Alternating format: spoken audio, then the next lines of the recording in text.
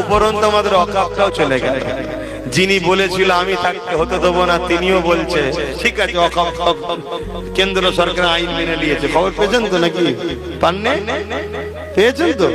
খুশি তো নাকি?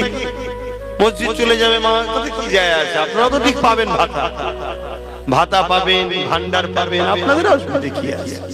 খুশি তো নাকি? আজকে মুখে কথা আছে সব।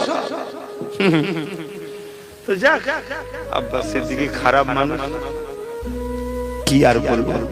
আমি 8 বছর ধরে বলছি চলে যাচ্ছে চলে যাচ্ছে চলে যাচ্ছে চলে যাচ্ছে। এর উপায় নেই। এ যদি তোমার হয়ে লড়াই করতে যায়, এদের গোষ্ঠী সমেত সব জেলে ঢুকিয়ে দেবে। এদের যা দুর্নীতির খবর ওদের কাছে আছে। আতে বলেছে বড় দেবো, যাবো দেখবি ভাইপোকে তুললো বেক্ষণি। অমনি বলছে ঠিক আছে আমিও চালু করছিলাম, যান।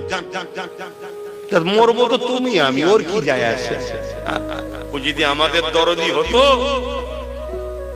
তাহলে তো বলতো লড়াই কর, আমি পিছনে আছি। যেমন পাঞ্জাব সরকার কৃষকদের বলেছিল লড়াই কর, আমি আছি। জানেন তো?